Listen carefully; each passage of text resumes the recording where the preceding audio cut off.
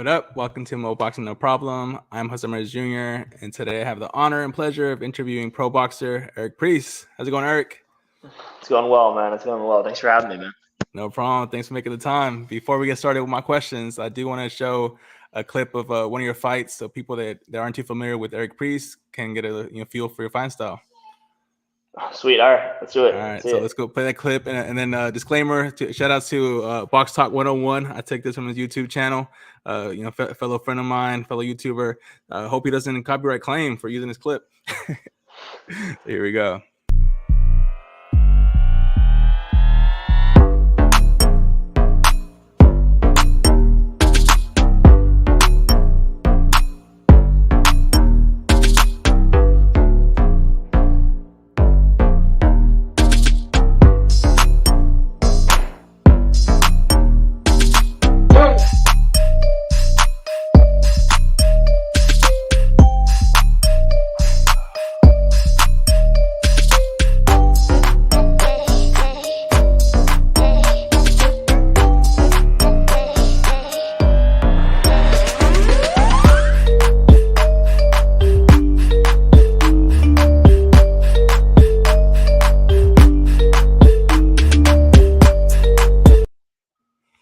There we have it. I love the patience you show inside the ring and getting the finish like a lot of your fights, sending a stoppage. No, thank you, man. I appreciate that a lot. I don't know. Usually those stoppages come by accident, dude. You just go in there and just try to win rounds, Yeah. It's happening, So you usually have those KOs happen right when you least expect them. yeah, exactly. Good. So starting all the way back, this is a pretty basic question. I'm sure you get asked all the time, but I like to ask it nonetheless, just to understand fighters' journeys. How did you get into boxing?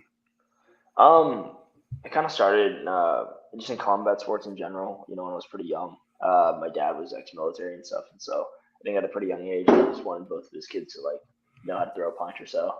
And so started doing that. I was competing in jiu-jitsu, kickboxing, different types of martial arts, and then eventually kind of found boxing was my cup of tea. Probably early teens, and kind of just dived into that hard. Went on to compete in a lot of nationals and stuff, or recent world championships, won the Golden Gloves, and got an opportunity out here to go professional and stuff, and so out in Los Angeles, and so took advantage of that. That's all she wrote, pretty much. Yeah. So that's awesome. And we got a comment from Tupac 13. He's excited for this interview. Says, "Let's go." He's not too far from me. He's from San Diego. Oh, hell yeah. Thanks, brother. All right. And then you spoke about your amateur career. Can you tell us a little bit more about that? Maybe some of the names you fought there are making noise, and obviously I want to hear more about the Kansas Golden Gloves Championship back in 2017 that you won. Yeah, absolutely. I competed in 3 USA tournaments. Some of the guys are in my divisions, like Nikita Bobby, Emma Williams, Raheem Gonzalez. Just some of the rising prospects at middleweight that you see right now that are signed with Matchroom and those guys. I was around a lot of those, and then what about the Kansas City Golden Gloves? You said. Mm-hmm. Yeah. So that was a pretty notable thing in my career. Winning that. I just turned 18 years old. I was the youngest kid in the tournament. It was sweet. It was a 3. People that don't know, Golden Gloves is basically you got to win your region and you represent your region basically at nationals. So I went on to I basically was the best middleweight in my region, and then went on to represent Kansas City in the nationals, and made it to the quarterfinals. And but I was really young. I just went elite men, the elite division. Mm-hmm. So getting used to the whole different level of competition, because obviously when it's a bigger bracket, 16 to 17, then you're 18 to 34. The bracket gets pretty big, and still learning and developing and growing in my career. And then after that, competed in ringside world championships, and it was good. It was a good amateur career, and then coming out here, and the program is different. Absolutely. So yeah. Cool. And then we have a few comments. You got a Kimani saying #Team Priest. Thanks for watching us. Appreciate it. Appreciate it a lot. And then we got a boxing learner says, "Wow, new boxer to learn about." Definitely, Eric Priest. I want to talk about your pro career now. You know, you're 8-0, 6 knockouts. You know, you made the move from Kansas to Los Angeles, and your last fight, I gotta give you major props because that was an undefeated 3-0 fighter, and you stopped him in the first round. How would you rate your first 2 years as a pro? I would say pretty good so far. You know, I've come a long way. I started off training with Justin Fortune. Um, he one of the coaches for Manny Pacquiao and that camp, and so I got the opportunity to train with Manny and those guys, and it was just an honor. And you know, seeing just all sorts of like top tier fighters, it's been great. You know, I feel like I'm at a stage in my career where I'm you know, I'm trying to climb, I'm trying to push. You know, the level of opposition is obviously getting harder, and I want that. I'm wanting to push myself, but yeah, I look at the people that I work with in the gym and the class of sparring that I work with. You know, and on like my second fight, I logged in like 120 rounds or so with Gabe Rosado. You know, and I like that's the kind of stuff that I was working with, and I've sparred with like Johnny Beck, who's the holds a world title right now, to just all sorts of guys, former world champs and everything. And so I'm learning in the gym. For me, like my kind of the thing is like a lot of people want to get rounds in fights, and I'm just like, I'll get rounds in sparring. If I can end the fight early, I will. You know, so I mean, what's the point of I don't get paid for overtime? You know, so like it's like that's kind of the motto. So yeah. Yeah, But so absolutely. far so good. I think we're on a good track. Yeah. Yeah, and then you'll also spar with Tim Tszyu, right, from Australia? I did. Yeah, I Mhm. did. I sparred with him early. Like man, it was probably like as soon as I came out here, before my even pro debut. Oh wow. Um, yeah, I mean, he's a great fighter. Moves well, and he's had a lot of success in his career so far at this point. Yeah, it was an honor. Okay, perfect. And we got a question here from Boxing Learner. It says, "What division do you fight at?" Fight at middleweight, so 160. Had some thoughts fluctuating, maybe down to 154. Um, but I don't know. I would need to extend my camp a little bit longer if I wanted to do that. But it is possible. So 160, 154, kind of around that area right now. Okay, perfect. And then for my next question, Eric, you know, you signed a multi-year deal with Adidas, you know, a global brand. How has that partnership been? And you know, do you feel you get more exposure? You know, being signed to Adidas. Oh yeah, of course. I signed with Adidas. Yeah, like I said, like multi-year, a few years back. And yeah, it's been awesome. You know, the exposure being part of a brand that big is kind of like it's cool. You know, and they have great gear, so I get to wear it, represent them, and it's awesome. I think there's some like credibility. It's sometimes I like to remind myself, you know, like you're doing something right. You know, if you're catching the eye of like some other brand like that, and so it's been awesome. It's been great. I like their gloves. You know, they fit well. You know, Nice. they're actually my favorite probably out of a lot of the stuff that I've tried. So um, it's great. Yeah, so far so good. I plan on final second with them. So yeah. That's awesome. And another kind of deal you have, and I'm not sure if any boxing fans know this, but you actually have a modeling deal. And I'm going to butcher the name, so please save me, Eric, but I think it's Wilhelma Models is who you're signed with. Yeah, Do you, it's Wilhelmina. Wilhelmina. Thanks for the Yeah, yeah. save. Thanks for the save. Gotcha. I told you I was going to butcher it. Uh, do you find it difficult, you know, balancing, you know, kind of modeling with a sport that you basically you punch in the face for a living? I don't see a problem with it. I think my agents do. Um, like they look pretty frustrated with me. I'm like, hey man, sorry, I can't do the shoot. You know, I got a black eye yesterday. You know, or, I mean, yeah, it's not. I don't know. Like it was more. Like I signed that deal because I really just wanted to felt like Wilhelmina in the modeling industry is like or talent industry is a very like, well renowned like agency. Basically, it's like one of actually like top three in the world. Um, and so I kind of was just like I just wanted to maximize potential. I think Hmm. in every area, and there's good. I don't know. Uh, kind of just was like, hey, like I think I can do this, and so I just kind of did it.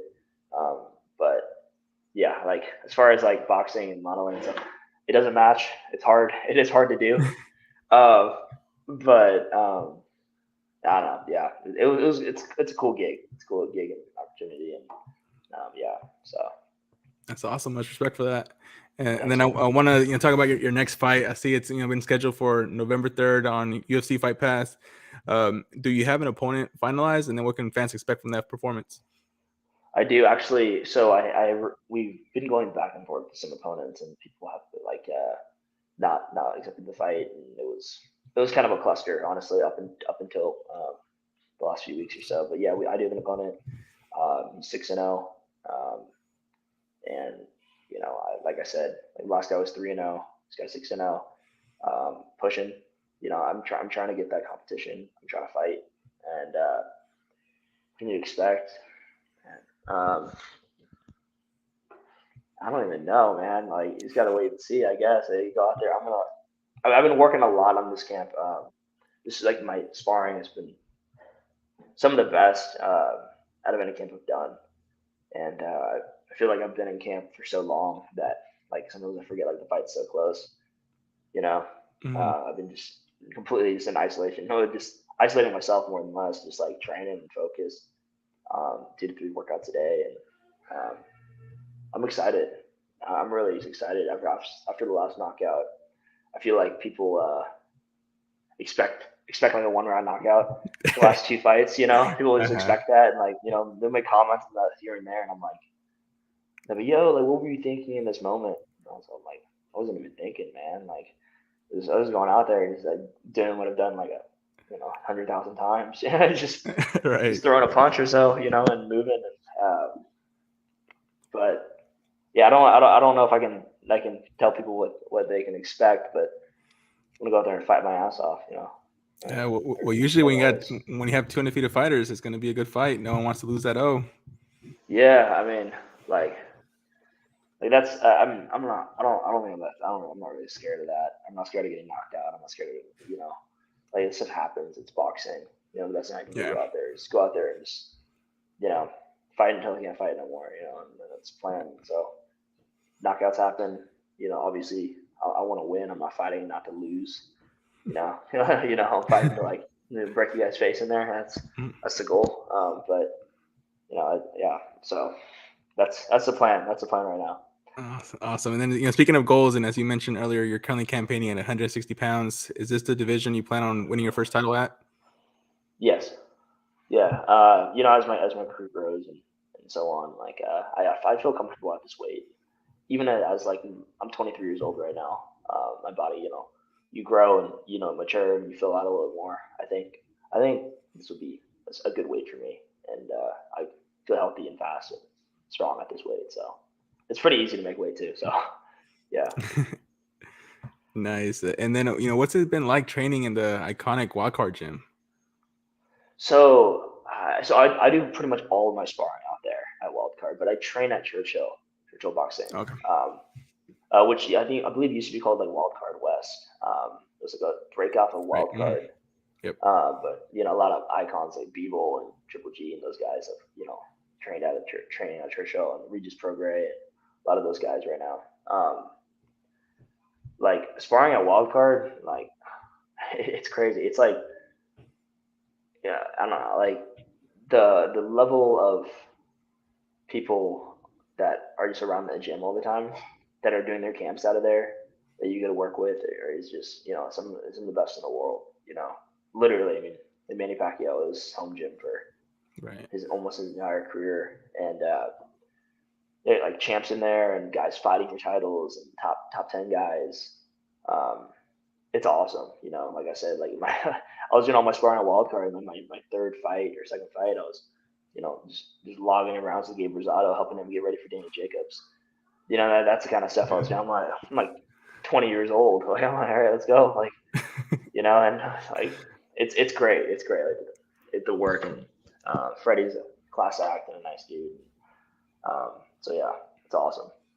Perfect. And then what's it like having, Justin Fortune in your corner and being able to, get his advice? Yeah. So I did my first 5 fights under Justin, but then after 5, I decided to make a switch over to Churchill. But I was at Fortune Gym for a while, and working with Justin was just like it was awesome. I learned a lot. He's a tough dude, and he trained his fighter stuff. Um, like moving from like the as the first coach to take me in from the amateurs, uh, it was like this is very different. A pro style is different than amateur style. I feel like amateur is more catering towards points, Right. and then pro is kind of like like something that he always said to me was like, "There's only one thing people respect in the pros, and that's power." You know, and so like it's just a different type of fighting. You're not fighting out there just to win and get a trophy. It's like, hey man, you could really get hurt in here. And, Yeah. and if you really don't want to hurt people, then probably in the wrong career. So yeah, but little stuff, yeah, you just learned a lot. It's just different. But he's great. But recently, I've been like my last three fights, I've been working with Pedro Neme Jr. Mhm. He's the former Argentinian Olympic coach and head trainer of Churchill. And he is so meticulous on like the littlest things and movement and head movement and will just completely I thought I knew how to box and he'll go in there Mhm. and just pick me apart and just be like, twisting your hips hard enough, you're not rotating well enough, like your mobility, your hips tight or you're not dropping, you're not getting low enough, or hearing that, or your shoulders not loosened. Just little stuff, but like I feel like that's the kind of stuff that separates a good fighter from a great fighter. It's like the little things that when it comes down to it, and I've seen a huge difference and improvement in my performances and uh, my skill. Under him, like finished. I've only fought 2 rounds this year. In a fight. So I'm like, I mean, something's working, I guess. Absolutely, well said. And speaking of your preparation, do you find yourself watching a lot of tape on your opponent, or do you mostly focus on yourself and improving your skill set? Um, because now I really don't like to watch a lot of my opponent's stuff. If I have a general idea, if I can see a fight clip or so, I'll leave it at that. Hmm. Um, from there, it's just I'm more focused on making myself a better fighter in every area, and that will reflect itself against any opponent. Really, I mean, if you're fighting a southpaw guy or something like that, maybe you need to watch a little bit more. Like if he's like, much taller than you, or it just people have different styles and stuff, but there's only so much you can prepare for just visually. You Hmm. know, a lot of times you may not think that guy hits that hard, but you get in there and he just cracks you, and it's like, oh, shit, the whole game changes, the whole game plan changes. Um, but like, yeah, maybe just general, just like maybe a clip or two. But besides that, I don't want to psych myself out or do anything like that. And just I'm more focused on my preparation and focusing on more what I'm going to do rather than what he's going to do to me. You know. Yeah, I hear you. I hear you. And then I want to ask you about the Los Angeles boxing scene. I mean, that's like you mentioned, the Walker Gym alone is a hub for a lot of great talent. What are some up and coming names in Los Angeles we should keep an eye on? Um, there's so many good fighters out here. I would say some of my stablemates, Jalen Walker, his Instagram Skywalker, Jalen Walker, Hmm. uh, Raul Solomon, Raul Carell. He's actually been my main sparring to get ready for this fight. He's an Olympian, signed with Golden Boy, ranked number one on Box Rec in Mexico, 147, 154 pounder, but strong kid. And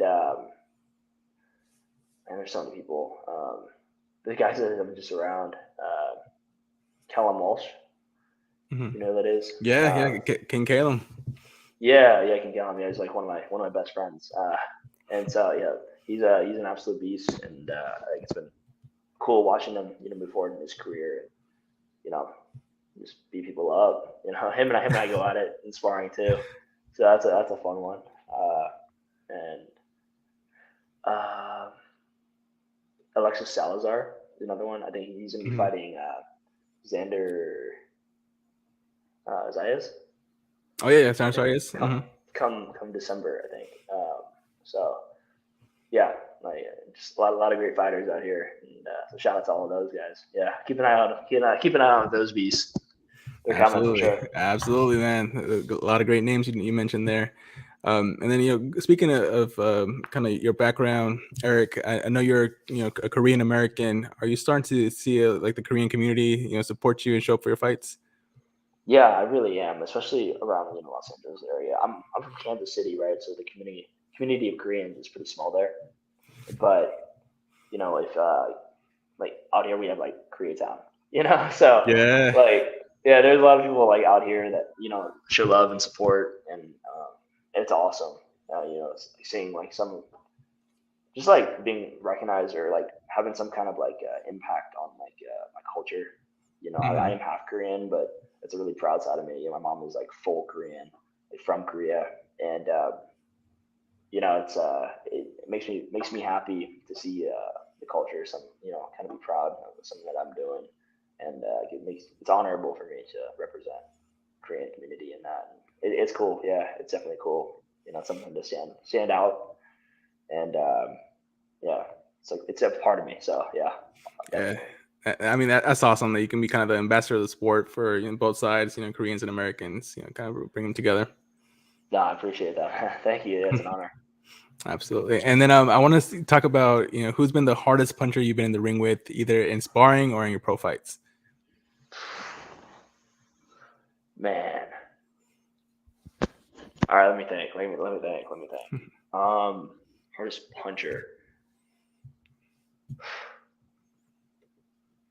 I've been hit hard a few times. Like I'm just trying to think. There's a lot of good dudes out there. I've sparred with Beck, the bully. Hmm. Beck Jr. He's got a sick body shot. Um, and Johnny Beck, the he's on the top rank. You know what I'm talking about? Yeah. I've seen him fight Yeah, yeah, before. yeah. He can crack, and like it's almost like deceiving how much power he can like generate because he's kind of lanky and tall and moves his feet. He's a great footwork. Um, he can definitely crack. I don't know. Yeah, probably it would be Johnny Beck, and then my boy Callum. That kid can crack. That kid can crack. Perfect. And then we got a comment here. Looks like Cassandra Martinez says that they offered me $3,000 to fight him, Sean Time. So, Uh, did you have a Sean offer? Joe Sean James, did you get an offer to fight him? I think he's also at middleweight. Sean Time. We say Showtime. You meant to say Showtime? Sean Time. So he's Joe Sean James at Sacramento. I don't Yeah. even know. That's like management promotion. So all I know that it's like none of Probably me. probably didn't even make it to you. I didn't even know the name. My bad, bro. Gotcha. Yeah. So no, yeah, no, he says, yeah, he's on his girl's account. So, LOL. All right, no, all good, Oh, okay, Show that Sean. makes So sense. Yeah. yeah, so yeah, sounds like the offer didn't even get to him. It's all kind of all management stuff. And then talking about your childhood, who was your favorite boxer growing up? I'd probably say Manny Pacquiao. This is like an Asian American community or just Asian community. He's just a warrior and like he's got heart and he just gives it everything he's got every single time. And so I really looked up to that. I feel like he's never, besides maybe one or two, it hasn't really been very many boring Manny Pacquiao fights. So I kind of like I love that. So I definitely like looked up to him, and so meeting him and like training with him and stuff was just like kind of surreal. Yeah, no, So he's a legend. He's a legend. All right, we got again. Joe Sean James is a future fight for sure. I mean, I think that'll be dope. Joe Sean James right now is 7-0 with 4 knockouts, and you're 8-0. So definitely down the line, California, middleweight affair. I love it. figure something out for sure. Yeah. And then, who is your number one pound for pound fighter today? Pound for pound, I'd probably say Jaron Ennis. I think, Boots. yeah, I don't know the stories I've heard about that guy, and he's just like this freaking beast.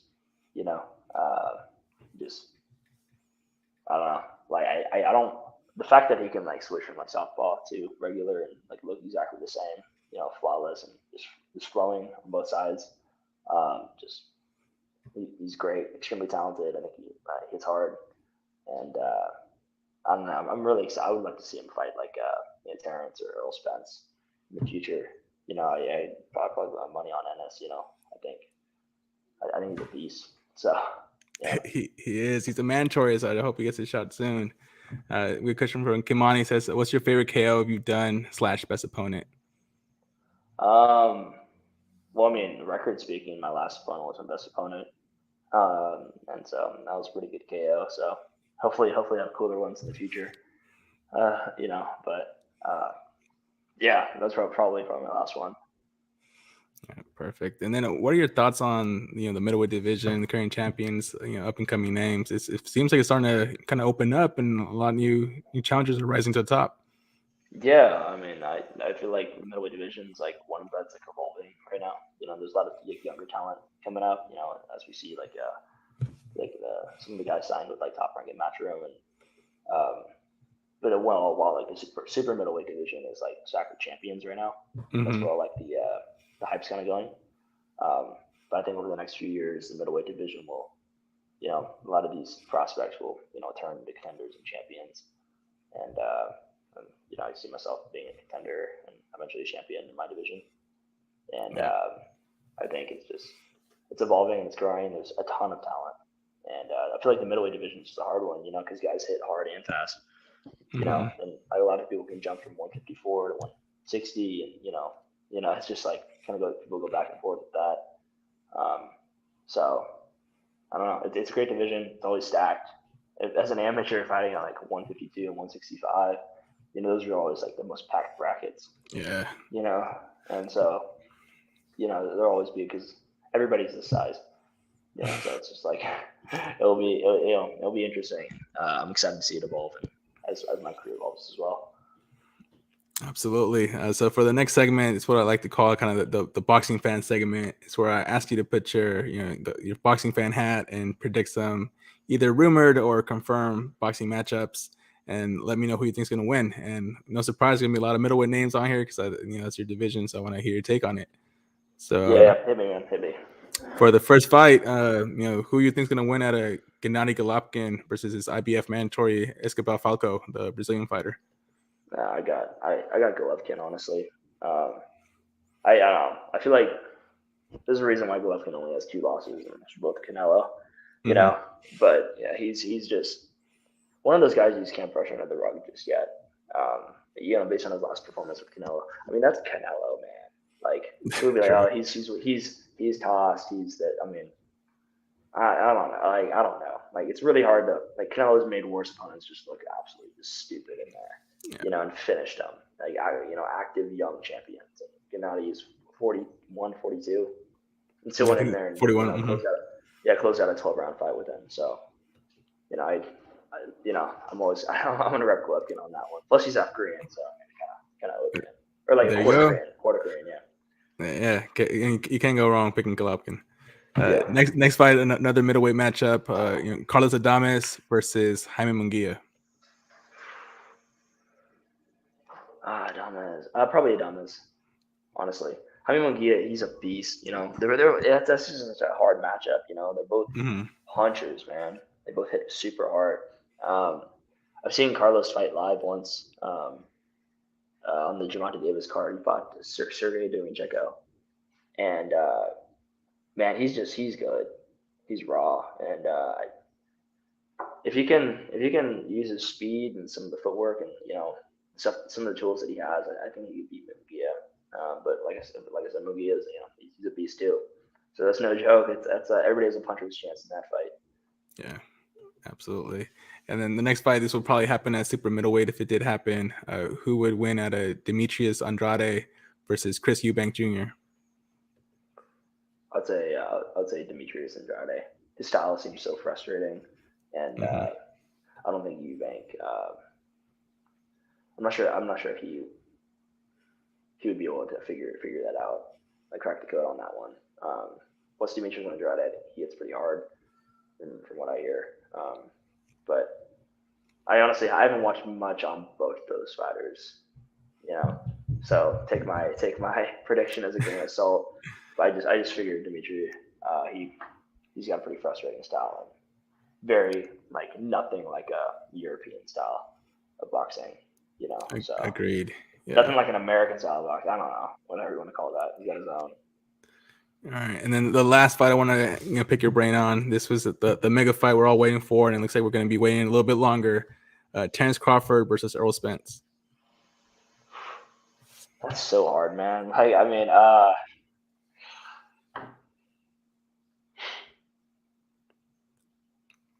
based on just punching power, I would say Errol Spence. I think he can walk him back. I think after a few rounds, he could figure him out. You've seen Errol been in wars. You've seen him been in like chess match boxing kind of things. He can take a punch. He's face hard punchers like Danny Jacobs and not Danny Jacobs, Danny Garcia and like those guys. I think I think Terrence. I think he'd be Terrence. I think so. Yeah, I think so too. The size. Errol Spence is a big 147. I think he's huge. He talks about like going to 54 and fighting 60 eventually, and that kind of stuff. Like, everybody kind of like said like that whole accident, was gonna set him back that much, but I don't really see any flaw. I don't think like that set him back that much. He came back, and just, starts whooping ass again. So yeah, he looked really good against Ugas. So great, he looked great. He looked good against Danny Garcia too. So yeah. Absolutely. All right. Well, coming back to you, what are some of your hobbies and interests outside of boxing? Hobbies and interests. I do a lot of stuff. My brother actually is how to explain it, like a Web3 developer. So it works a lot in like the new age tech as far as like NFTs and cryptocurrencies and a lot of that stuff. And so, kind of around the entrepreneurship realm, I find a lot of that stuff interesting. So I like to dig my fingers into that as much as I can, when I have the time. Just learn new things about it in space, and so that's fascinating for me. I'm working with a few brands as far as like clothing and whatnot. Nice. So like that stuff's always interesting me. Yeah, I don't know. I'm a pretty simple guy though, honestly. I like playing with my dog, and simple man, simple guy. So like just family and friends and a bunch of people. So that's kind of me. Perfect. Yeah. And then kind of for the final question, is more kind of leaving the floor open for you to just send a message to your fan supporters. What do you want to tell them? Oh man, at the end of the day, I'm so grateful for all the support. My childhood version of me would be really happy, to see people like supporting me, and it. I don't want to say like provides me motivation because I got plenty of that, but it definitely will. It means a lot, and so anybody out there that's watching, tuning into the fights, following what I'm doing, I appreciate it a lot. To the Korean community, hope I'm representing you guys well, and I hope I continue to do so, and let that reflect in my boxing and my life outside of that. I don't know, just expect more from me, and I'll give you more. So. Very well said. And everybody, you can see the banner below. That's where you can find Eric Priest on Instagram. So it's Eric C. Priest. Go ahead and give him a follow so you can be up to date on everything in his boxing career. So Champ, thank you so much again for making the time. I know you're currently training for November 3rd. Wish you much luck for that fight. Hope you send another viral KO to continue sending your name to the masses. Man, I appreciate that a lot. Hey, luck's for losers, man. All right, like put in work. Hey, that's what Canelo told Triple G for the first fight. He said, "Luck is for the mediocre, my friend." So yeah. You and Canelo are on the same mindset. Yeah, I mean, that's why I'm not. Yeah, look, I mean, we got talent, we got work. Like I don't need to rely on luck. I don't want to rely on that. Well, much continued success, Eric. You're already doing big things in sport of boxing, and we look forward to watching you continue that. Thank you, man. I appreciate it a lot. All right, likewise. Enjoy the rest of your evening. Thanks again, Eric. All right, peace, man. All right, peace.